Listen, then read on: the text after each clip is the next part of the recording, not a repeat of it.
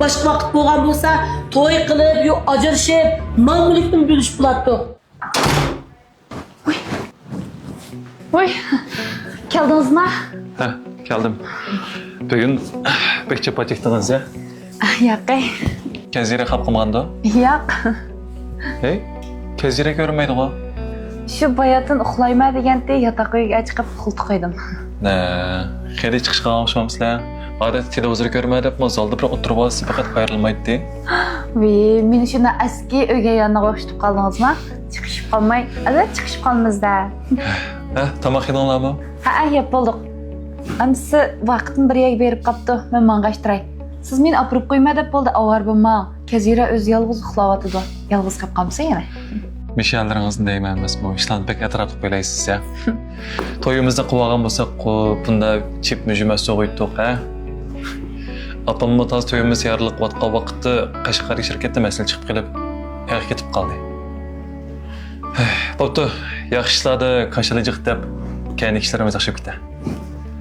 Albatta shundoq bo'ldi. Sizlar bo'lsangiz ham ishlar yaxshi bo'lib ketadi.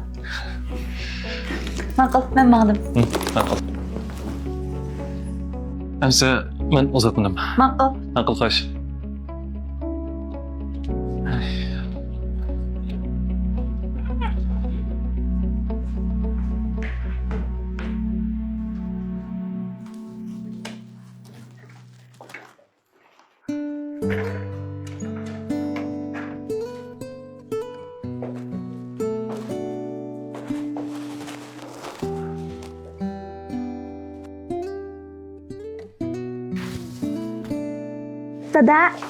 Hukumat so'zlarimiz keng ko'lamda savdoga chaqirdi. Filmimiz qo'yilayotgan mezgilda do'kon ijara qiluvchi do'stlarga o'xshamagan darajada e'tiborli faoliyatlarimiz bor. Aloqa qilish telefon nomeri 138 309 35 110 191 90 21 21 52.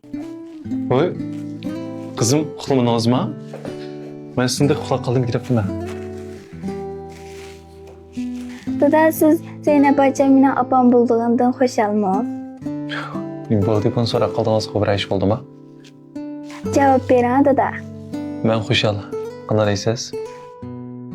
Amsi men xushal. Yaxshi uxlang, ha, sening qizim.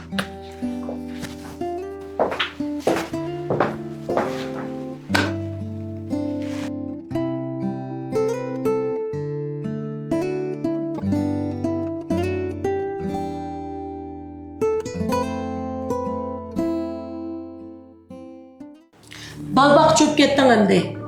Uxaqmo künü aldı ezadi. Ay nimda qıpılamagan toy bu? Başka vakit boğan bolsa toy qilib, yo ajrashib, mal-mulkni bölüşüp bulatdı. Qanday toy ekan o qıpılamaydigan? Bu filmning davomini biz o'z ovoz salonidan ko'ring. Salon nomeri bosh betda bor.